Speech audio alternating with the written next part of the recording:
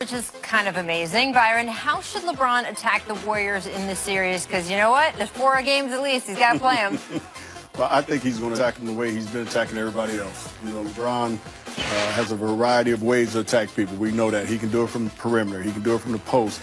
I think he's much more comfortable at that elbow to mid-post range because I think when he catches it there, he loves facing up because he wants to see what the defense is looking like. He wants to see how they're already set up.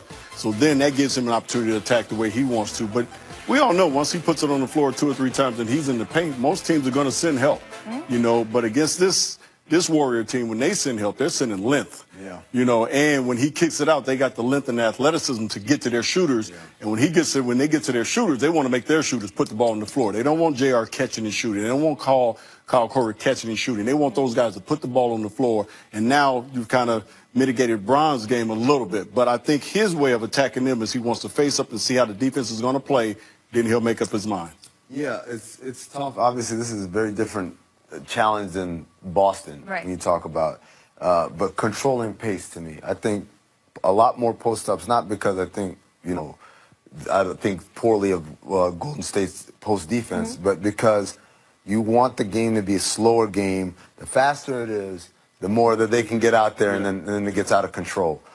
So a lot more post-ups, low post, mid-post, and then a lot more trying to get off-ball action so that he doesn't necessarily have to create with the dribble. He can create with a straight pass that conserves his energy. And then you got to pray them guys make shots, man. Like, I mean, that's Your teammates, you mean? Yeah, his teammates make shots, because if they don't, then all of this just kind of collapses. Well, I mean, it's interesting to me because our friend Tracy McGrady and Kobe want him to play in the post more, especially as he gets older. You know, it just makes it easier. You don't have to fight those 2 dribbles in to get to where you want to go at the basket.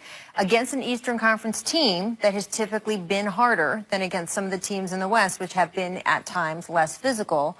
Do you think that will be the case in this series? The problem is, when you talk about the Warriors, is the length. The length is so incredible, and it doesn't stop. They just keep bringing more. Like you bring, if it's Sean Livingston coming on a double instead of Iguodala, instead of Durant, instead of Clay, these guys are all really long and excellent IQ defenders, and so he can get smothered down there. And so you know, Golden State, we don't think of them as a physical team because they've got great offense. They're physical. They are. You know, they're physical enough. Yeah, physical enough. And so, and that's one of the reasons I say I think it'll be more of a mid-post and more of the elbow game, because if he's on the box and he's trying to bang, bang, bang, and they're sending help, and like I said, when they smother, it's hard to see. Even LeBron is 6'8". It's hard to see over those guys.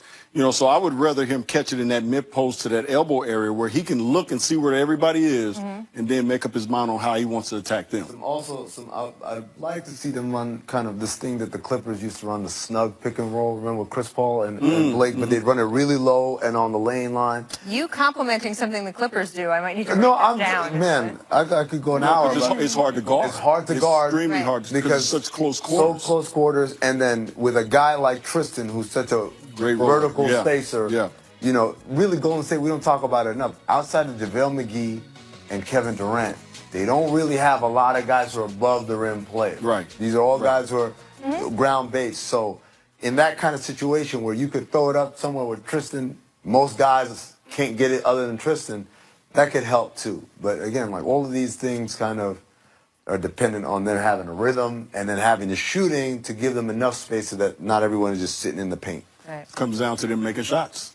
Because we know LeBron's going to do what he does. It comes down. Like those numbers we saw there, we're going to see them. We're going to see that. It comes down to those other guys on the floor making shots. All right, Bottom let's line. go to the other side because